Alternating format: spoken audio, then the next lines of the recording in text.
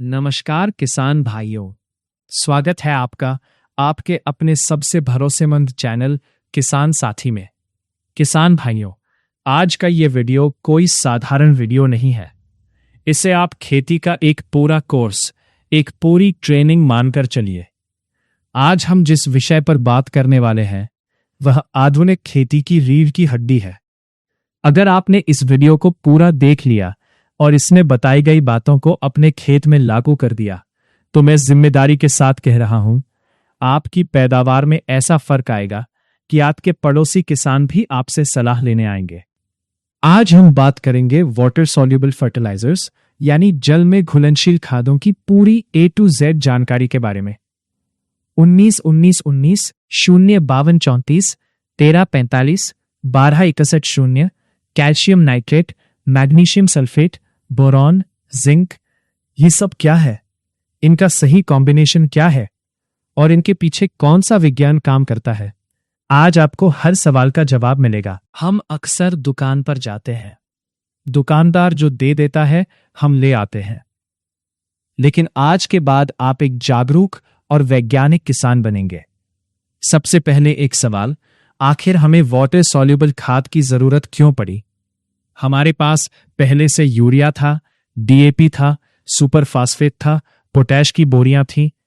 फिर ये महंगे खाद क्यों? इसका जवाब समझने के लिए हमें पौधे के भोजन लेने के तरीके को समझना होगा। पौधा अपना भोजन दो तरीकों से लेता है, एक जड़ों से और दूसरा पत्तियों से। जड़ें उसका मुंह है और पत्तियां उसकी त्वचा।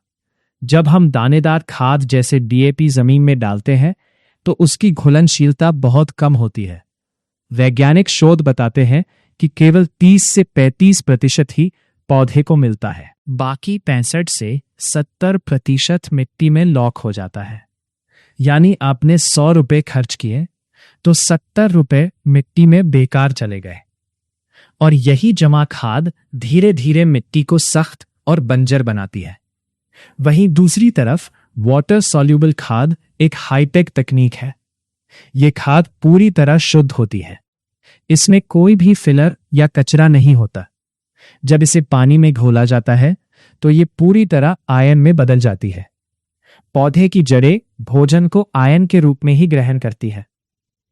जब आप इसे ड्रिप से देते हैं तो इसकी दक्षता 80 से 90% होती है। और जब पत्तियों पर स्प्रे करते हैं तो यह दक्षता 95% तक पहुंच जाती है। यानी कम लागत में ज्यादा मुनाफा।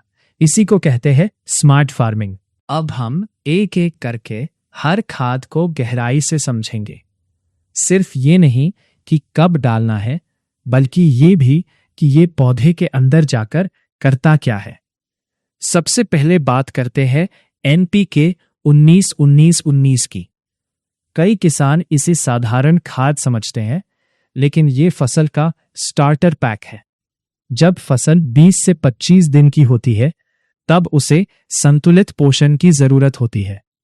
इस समय पौधे को नाइट्रोजन चाहिए हरी पत्तियों और क्लोरोफिल के लिए, फास्फोरस चाहिए नई जड़ों के विकास के लिए, और पोटाश चाहिए रोग प्रतिकारक क्षमता बढ़ाने के लिए। 19-19-19 तीनों काम एक साथ करता है।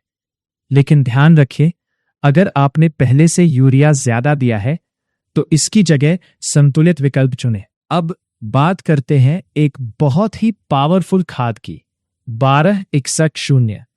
इसे मोनो अमोनियम फास्फेट कहते हैं। इसे जड़ों का राजा कहा जाता है। जड़ें ही वो पंप हैं जो पानी और पोषण खींचती है। अगर जड़ मजबूत नहीं तो फसल मजबूत नहीं।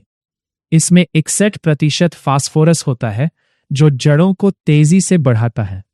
ये सिर्फ जड़ ही नहीं बढ़ाता, बल्कि तने को भी मजबूत बनाता है, जिससे फसल गिरती नहीं और हवा में टिकती है। गेहूं और धान में कल्ले निकलने में बहुत मदद करता है। शुरुआती अवस्था में इसका सही उपयोग फसल की नींव मजबूत करता है। अब आते हैं सबसे नाजुक अवस्था पर, फूल आने का समय।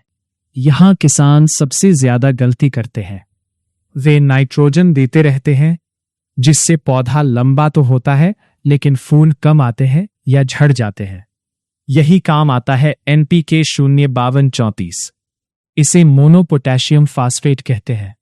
इसमें नाइट्रोजन शून्य होता है, जो पौधे को संकेत देता है कि अब बढ़ना नहीं बल्कि फूल और फल बनाना है।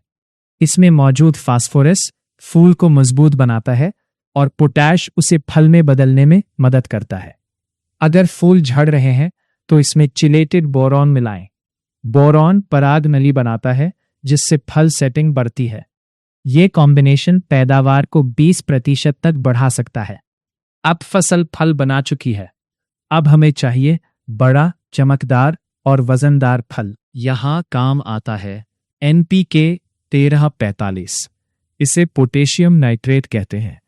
इसमें जो नाइट्रोजन होता है वो नाइट्रेट फॉर्म में होता है, जो बहुत तेजी से काम करता है। ये पोटाश को पौधे के हर हिस्से तक पहुंचाता है। इससे फल का साइज बढ़ता है और पौधा सूखे को भी सहन करता है।